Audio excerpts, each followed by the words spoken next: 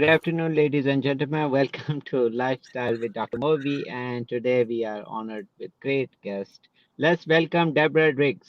How are Hi, you doing? everybody. Hi. That was a great Hi. intro. I was like, Yeah, whoa, all right. I like that. yeah, Got me yeah. all We get pumped up. we get people in the mood, yeah. So we can have great conversation. I'll drop the Yeah. music. So I was like, dance party. Let's go. that's fine. Now, tell us about yourself, Deborah, to audience. I Tell, know a lot well, about you. how long do we have? We have yeah, as much as you want, and but we Yeah. have good 30 minutes. I've got a lot of history here, I know, I know. This lady has a lot of history. I've worn many hats. So, I'm here in LA. It's a Mhm, really beautiful day in LA. This is where I'm born and raised. mhm, And I've lived other places, but this is what I call home. So I'm here mhm. in LA. Um, what would you exactly like to know? Because Okay. I've Yeah. worn many hats. Mhm, From being a figure skater as a young child, mhm, dreaming of going to the Olympics as a figure skater, to mhm. getting into modeling and acting and ending up on the cover of Playboy, so Yeah. Yeah. No, I did not know you were figure skating, and I the part I knew is that you were in the Playboy magazine and Playmate for 1990, right? Yeah, 1990. I Hmm. the issue that I was the centerfold was March 1990, and it is now a collector's item because Donald Trump is on the cover. And so, thank you, Mr. President, because now I get more fan mail than ever before because everybody wants it signed. Oh, wow. Yeah, Yes, yes. See, you yeah. you never know, right? You never, well, lucky me. I was in the Okay, right yeah. place at the right time. So tell me, we're gonna start maybe with figure skating. So at that time, what were your thoughts? Did you ever think that you will do what you're doing right now? Oh no, I really believed as a child that I was an athlete. I was going to Mhm, be an athlete somehow, performing in some way, whether it was ice skating, dance. That was my first love, and I loved getting attention as a kid because I wasn't getting that much. I wasn't getting a lot of positive attention, so I would do any. I was just starved for attention, and so when I started ice skating and I got good really quick, I started getting that positive feedback and positive attention, and it motivated me to keep going. And fortunately, when my parents decided to divorce when I was 14, that came to an end. And it was really like a death for mhm, me because it was my whole life. I got up at 4 a.m. I mhm, skated before school and after school. I skated every Saturday morning. And mhm, then I would go to downtown Los Angeles and take ballet mhm, at the Duray Ballet Studio and jump classes and ballet on top of skating. So it was my whole life. And then mhm, to have it all of a sudden, you know, it was mhm, the end. And so I kind of went through this very dark time at that age and didn't really, that was my purpose, for getting up every day. And now it's not there. And so, and I also, kind of was a little socially awkward in school because I was never at school except during, the time that was required.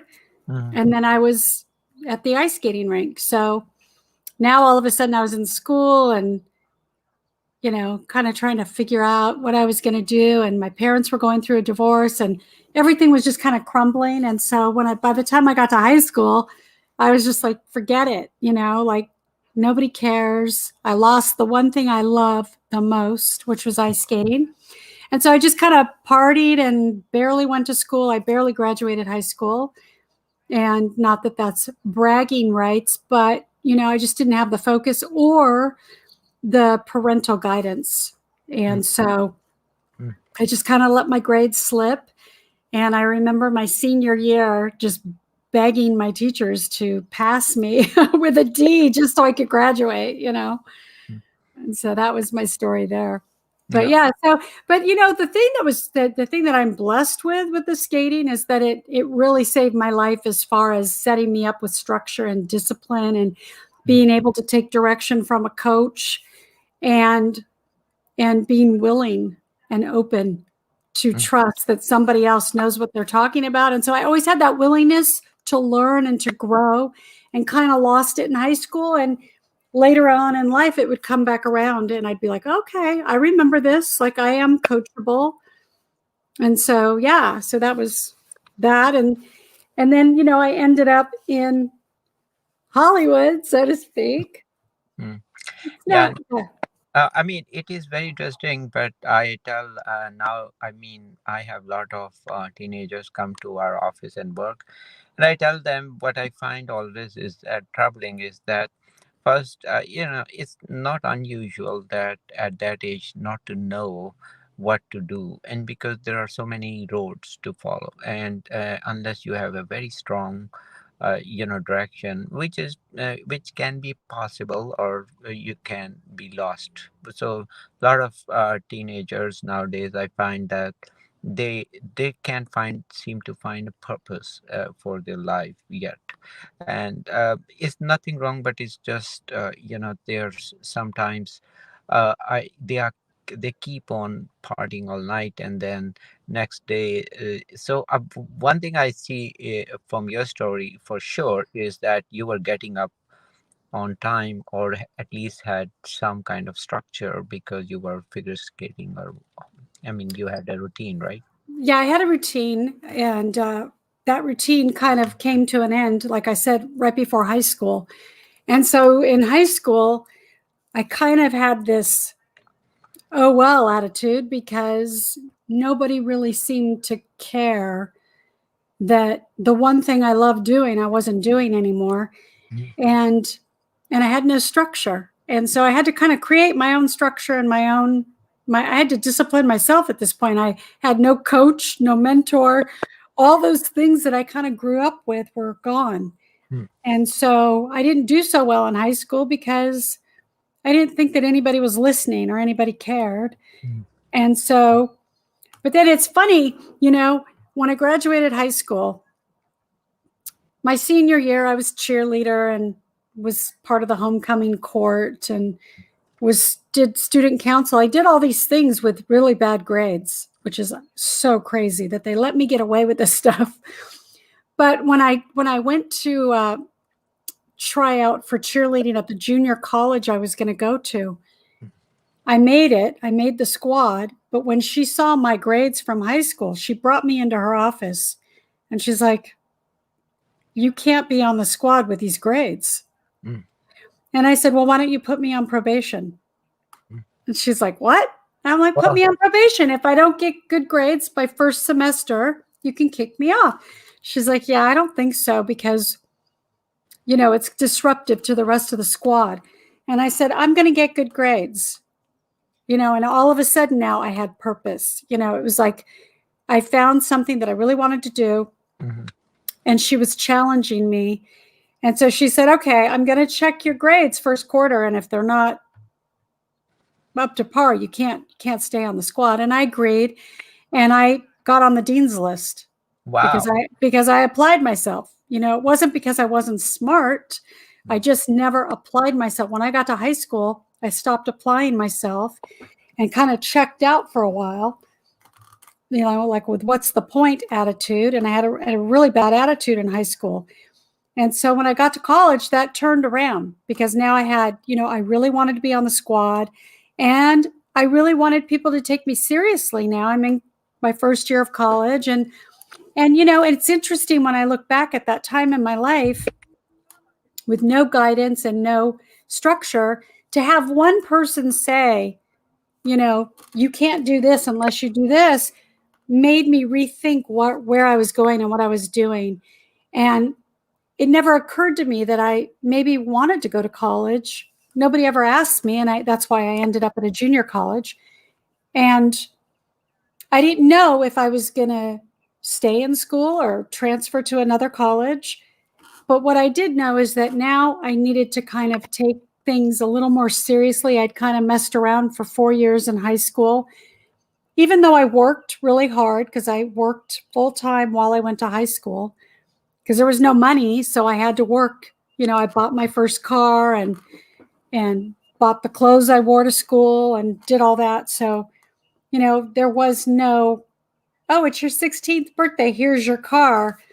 I had to do that, if I wanted that. So yeah, so it was like really started building myself up again in college. And then the USFL had cheerleading tryouts for the LA Express, and I went to Hollywood and whoops, I think we're having technical difficulties. Are we okay? Yeah, we are good. We are good. Okay. Yes. Anyway, so I went to Hollywood and tried out for this professional cheerleading squad, and I made the squad. And that event changed the course of my life because from that, I ended up going into commercials and modeling and going down that path. Okay, very nice, very nice. So tell me, how was your experience with being selected? I know once you got Hollywood, then how did the Playboy Playmate thing in? So for me, it was really an out of the left field, experience because I did not pursue Playboy and I did not really know too much about the company. I had an agent at this point, and she called me one day and said Playboy's having an audition for their new publication called the Lingerie Book, and they're interested in you for the cover. And I said, oh, okay, that's great. Is there nudity? And she's like, no, I don't think so. It's for the cover. So I went to the famous Playboy building on Sunset, Mhm. and they wanted me to take everything off and put a robe on to go in the studio and do a Polaroid. And I remember thinking, no, I'm not here for that. I'm here for the cover audition. And they said, well, everything we do has nudity. We need to see your body. And that was legitimate because back then it was a different world. They were looking for tattoos, scars, piercings, birthmarks, because they would have to cover that up or see if they could work with it. Now in this day and age, they don't care about any of that. But it was a different time. And so I left my undergarments on and I came out to do this Polaroid. And he's like, well, we need to see everything. And I said, I'm not here for that. So already I'm difficult, And so I did the Polaroid and I left with my undergarments. And within 2 hours, I got a call saying they want to test you to be a centerfold. Wow. And I was like, what? Me? No, that can't be right. And I called my agent. She's like, yeah, it's true. They want you to come in and test to be a centerfold. Wow. So I did the test. Next thing I knew, I was in a month of shooting for my centerfold. It took about 6 weeks to shoot the whole thing. Wow. And then they flew me to Chicago to shoot the cover for the following month. And that's began a whole journey with Playboy. So the experience was very surreal and very, very like, I just felt like I was in a dream. Somebody should pinch me and wake me up, because like, how did I end up here? And I had a fabulous photographer, Richard Fegley, shot my layout. And I remember him and I just looking at each other. And we also shared the same birthday, which was really sweet. And one day I had this blank look on my face and he's like, are you okay? Mm-hmm. And I was just like, I'm in the Playboy building shooting to be a centerfold. He's like, I know. It's crazy, right? I'm like, yeah, it's crazy. It's like, what? How did I get here? So, it was, and it was, I didn't think of myself as Playboy material, but, looking back now, I get it. I was the girl next door. I was the funny, approachable girl. And that's what Hef looked for. And he always looked at every photo. Everything that went in that magazine was approved by him personally, nobody else. How was Yeah, sorry to interrupt you, but how was meeting him, as a person? We have heard great stories about him, but Amazing. Amazing. I was so excited to meet him. And I met him at the New Year's Eve party right before my issue came out. So I wasn't even out yet. And I went to the New Year's Eve party and I was so nervous to meet him, but he was so kind. And he was, I had this image in my head of what I thought he would be like, just like, hey, Deborah, just this very gregarious. And he was actually very quiet, very shy. Hi, very nice to meet you, a very low key, demeanor. So welcoming, so nice, and, just super interesting. His parties were everything that you would imagine and more. He lived for that. He loved having everybody at the mansion and he would just watch. He was a great people watcher. I'd always look over at him to see what he was doing and he loved watching people. He loved watching the girls on the dance floor. He loved watching people. He loved interacting with people. wow. And that was, I know, time, and now what you're doing now. So there is a big change for audience to know that you had one huge career at that time, and when there was then again transition to this one. So tell us this, Deborah. How did that came up? Yes, we'll take that hat off and put this hat on now. Yeah, it's interesting. I never thought, I never worked a job in business or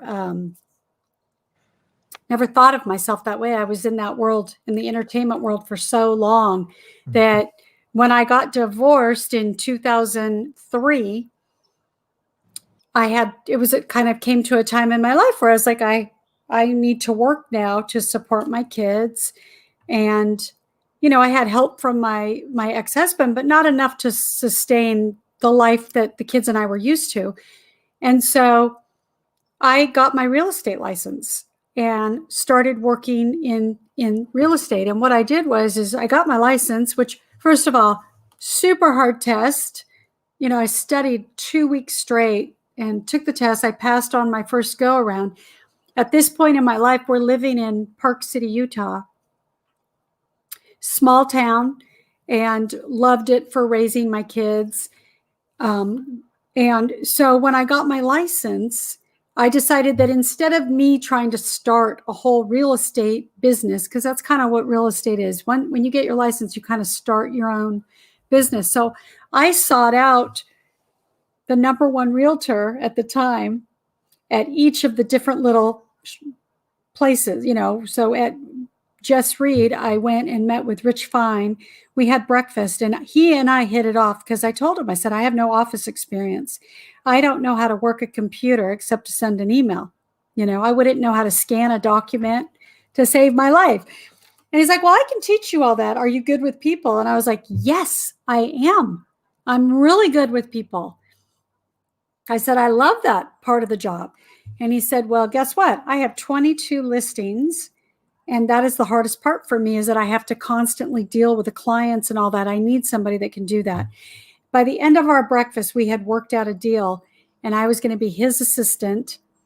And we worked out a structure, if I brought business in and how much I would get from his business, managing all his listings, etc. And we had such a great team. It was Rich, his brother, his dad, and myself. And I just felt part of the family right from the get-go. And, it was everything synced. It worked really well until 2008. In 2008, the first market to go was the second home market. And my business was done. And I went from making this to this overnight. I was making really good money. And then all of a sudden there was nothing because nobody was buying a second home during 2008. And so right before the school year started, it was right September, I'd called my husband and I just said, hey, you got to take the kids because I don't know what I'm going to do. I have to figure out a job, work, where I'm going to live. And at this point, he was living in California and I was living in Park City. And so the kids went to go live with him. It was right, perfect timing, right before the school year. And it took me about a year, really, to figure out what I was going to do, where I was going to work, and that was probably the hardest year of my entire life. Losing my kids, no money. How did I go from being on the top of all the things I ever tried to do to having nothing left? And so I went to go live with my mom, put everything in storage, went to go live with my mother. And I was living with her in a 55 and over community in Ocala, Florida. And I did not want to get out of bed. I was feeling very sorry for myself and thought, okay, now what? What is my life going to be? My kids are now living with their dad. I don't know what I'm going to do with the second part of my life. And it took me probably about 2 weeks to come out of this fog of just, how did I end up here? Self-pity. And my mom came in my room one day and she's like, could you walk the dog? Mm. And I was like, okay, can I walk the dog? So I walked the dog, and that was kind of the thing where she lived, is all the people would be walking their dogs, and they all met up at this place called the Meeting Place. Mm-hmm. And so I got to know her neighbors. I got to know the names of their dogs, and they were so excited to meet me. And, oh my God, your mom must be so excited you're visiting. And I'm thinking, if you only knew, I'm sleeping on her couch, I'm in my 40s. I have no job, blah, blah, blah, in my head. And every day I got up, walked the dog, and go meet all my new friends at the Meeting Place at this 55 and over community. And they're like, how are you, Deb? And I'm like, you know what? I'm good. And slowly getting my momentum back. And what those people didn't know is they were saving my life. Yeah. They really were, because I had no purpose. And I just was too embarrassed to call anybody in my life, because I felt so low that I had been at the top at so many things. And now I was just like, I was too embarrassed to ask for help. But these people were saving my life, because every day they wanted to know about me. They asked me, well, what do you do? Where are you from? How long are you going to be here for? And I just, I never told them my sob story. I just said, I'm trying to find a new job. I was selling real estate, and they understood, oh yeah, the market. Oh, And yeah, all that was happening was I was out of my head and my self-loathing pity, and taking an interest in what they were doing, listening to the fact that their kids never come and visit, listening to the fact that they have health issues. And, the more I got out of myself and started listening to their stuff, I was like, my life doesn't look so bad, Yeah. because now I'm meeting, and every day. And by the way, if I didn't show up with the dog, maybe I was doing something, and they'd ask my mom, where's your daughter? They were concerned now. Where's your daughter? And she's like, oh, she's working on the computer today. She'll be here tomorrow, and it just gave me this, just walking the dog gave me this little purpose. And these people were saving my life. I'd come home and tell my mom all the neighborhood dog gossip. Wow. And we would laugh. We'd laugh about all the funny dogs and the dog stories and the little dramas and all these things. It took me out of my head.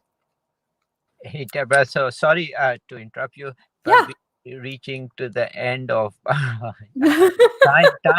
I knew that was going to happen. I know, you are so amazing. So give us any final thoughts you have. Sorry, we should have this is a great place to end. Actually, the final thoughts is that everything in life is a blessing, even the hardest, darkest times. And you never know what's going to happen. And who knew that now in my business I would be successful? I had no idea. I went from all of this to losing it to now being in the top 5%. So you never know what's available. And when you start using your resources and you do ask for help, you'll be amazed at what's available. And that is so great message here, is that always make sure, stay positive, and mind is beautiful thing, that it has, it's a magnet, it can attract good things and bad, but you have to stay positive always, because the answer lies within us, and that is so true. And be blessed and stay healthy. And what a story. Thank you for coming to our show. Thank you so much. Thank you. Thank you so much. Take- God bless everybody. Bye. Bye bye.